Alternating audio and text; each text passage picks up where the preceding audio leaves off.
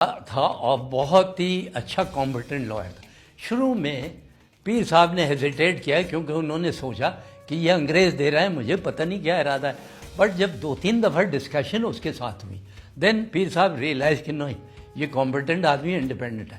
اس نے بڑا اچھا کیس بلڈ اپ کیا اور پوری ہائی لائٹ کی کہ کیوں ہروں نے ریبیل کیا, ہروں نے کیوں اب گھڑنگ بنگلوں میں آگ کیوں لگا دی اور ریزلٹ کیوں کیا.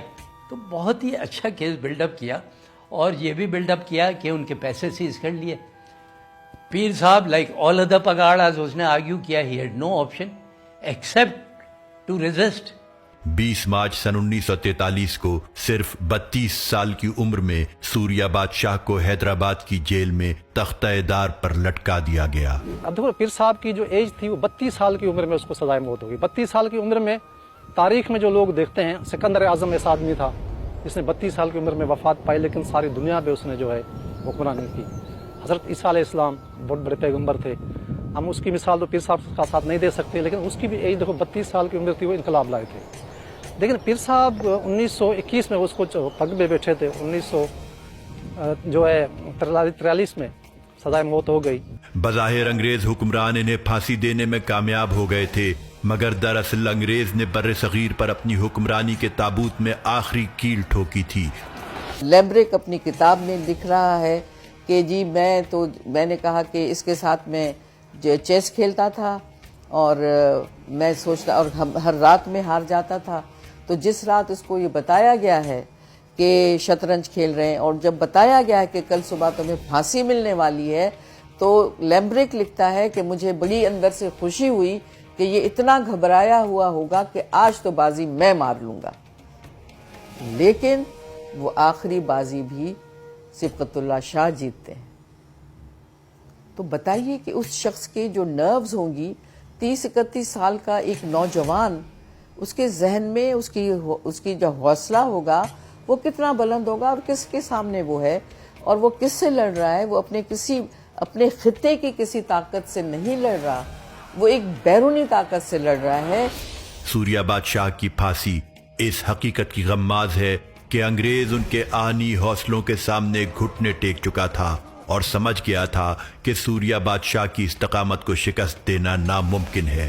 فریڈرک ینگ کی ڈیوٹی لگائی گئی کہ وہ جا کے بتائے پیر صاحب کو. تو 18 مارچ کو 20 مارچ کو پھانسی دی گئی تھی, 18 مارچ کو وہ گیا, اس نے جا کے بتایا کہ آپ کی اپیل کی ریجیکٹ ہو گئی. اب اپیل اگر نہیں کی تو انہوں نے کچھ فیبریکیٹ کر دی.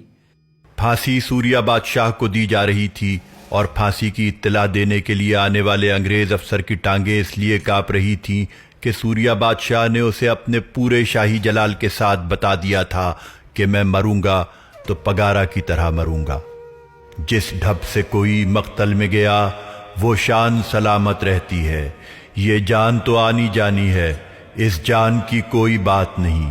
پیر صاحب نے کہا کہ تم گھبراؤ نہیں, مجھے پتا ہے گورنر نے تمہیں بھیجا, یہ ڈر رہے ہیں کہ میں شور شرابہ نہیں کر, آئی ول ڈائی لائک اے پگاڑا. یہ ہے اس ڈاکیومنٹ میں جو فریڈرک ینگ نے لیٹر لکھ کے بھیجا گورنر ڈاگ, میجر جنرل رولینڈ ریچرڈسن کو بھیجا کاپی ٹو گورنر ڈاگ. یہ دیکھیے پتہ ہے کہ پھانسی ہو رہی. ہاؤ ایور اس نے ریکویسٹ, ایک بڑی چھوٹی سی ریکویسٹ, اس نے کہا میں چاہتا ہوں مجھے دفنائے پیروں کا جو گریو یارڈ ہے پیر جکوت میں, وہاں جگہ بہت ہے اور چھوٹی سی ایک گریو چاہیے مجھے.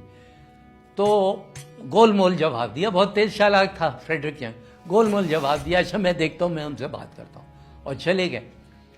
اس کے بعد اور بھی کچھ رپورٹس لکھتے گئے اور دفنانے کا تو پہلے ہی سے فیصلہ کر لیا تھا. انہوں نے پھانسی دی, ہی ڈائیڈ لائک اے پگاڑا, کوئی پرابلم نہیں کیا. پھر انہوں نے فوٹوگرافس کھینچی, وہ ڈسٹریبیوٹ کی. آج تک یہ راز بھی فاش نہیں ہو سکا کہ حیدرآباد جیل سے سوریا بادشاہ کا جسد خاکی کہاں منتقل کیا گیا. جب پیر صاحب کو کیس چل رہا تھا حیدرآباد جیل میں, تو دیکھیں جنوری سے کیس شروع ہوا ہے, فیبروری میں وہ ختم ہو گیا. 1 مہینے کے اندر جو انہوں نے کیس ختم کر کے مارشل لا کے دور میں پیر صاحب کو سزائے موت کی سزا دے دی.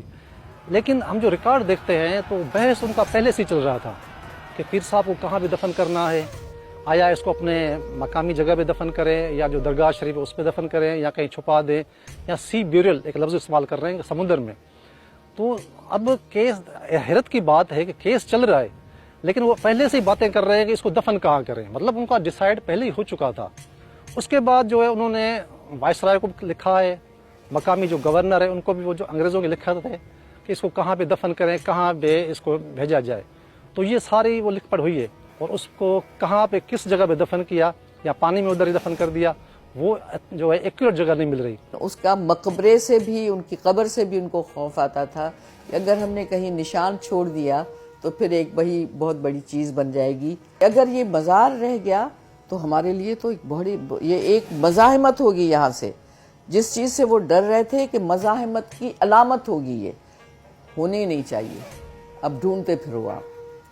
सूर्या बादशाह की शहादत के बाद उनके दोनों फर्जंदान सैयद सिकंदर शाह और सैयद नादिर शाह को अंग्रेज ने अलीगढ़ मुंतकिल कर दिया, मगर गासिब हुक्मरानों को ये खौफ था कि साहिबजादगान की मौजूदगी में हुर तहरीक को दबाया नहीं जा सकेगा। चुनाचा वो दोनों शहजादों को बरतानिया ले गए। क़याम पाकिस्तान के बाद पीराने पगारा की गद्दी बहाल हुई। शहीद सूर्या बादशाह के बड़े फर्जंद सैयद सिकंदर शाह अल मारूफ शाह मर्दान शाह 4 फरवरी सन 1952 को मसनद नशीन हुए और दस्तारे पगारा उनके सर पर सजाई गई। गद्दी रिवाइव की, एवरीथिंग चेंज।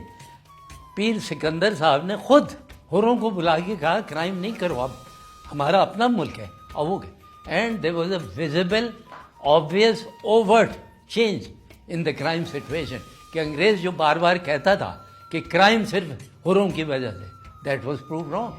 सन 1965 की पाक भारत जंग में 65,000 हुर मुजाहिदीन ने मादर वतन के दिफा में हरावल दस्ते का किरदार अदा किया। ये जो शाहमर्दार शाह थे उन्होंने पीर पगारा बनने के बाद एक काम किया और आपने देखा होगा कि जितने दिन वो सियासत में रहे उन्होंने पाकिस्तानी फौज के साथ खड़े मिलके तो काम किया है कि 1965 की जंग में हुरों का एक पूरी ब्रिगेड जो थी वो थरपारकर की तरफ से जाके पाकिस्तानी फौजों के साथ लड़ी है।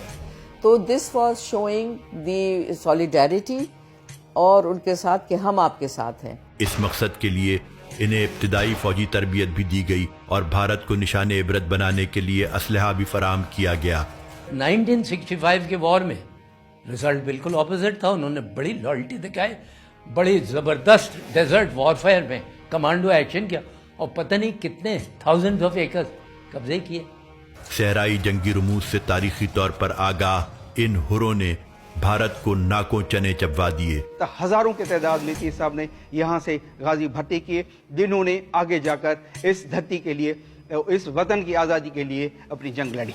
सूर्या बादशाह जो है वो आज़ादी की जो मूवमेंट वो चला रहे थे कि अपने हुकूक के लिए, सिंध के हुकूक के लिए, सिंध के लोग अपने हीरो को कभी नहीं भूलते। हुरों की तारीख हिम्मत, जाफिशानी और अपनी धरती की आन बान और शान पर मर मिटने से इबारत है। सांगड़ और पीर जो गोट के गिरदो नवा में सदियों पुराने कब्रिस्तान आज भी हुर तहरीक के शोहदा की याद दिलाते हैं।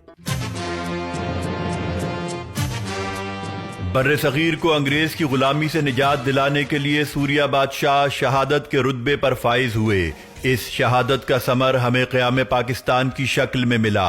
हुरों को शुजात और बहादुरी की अलामत समझा जाने लगा।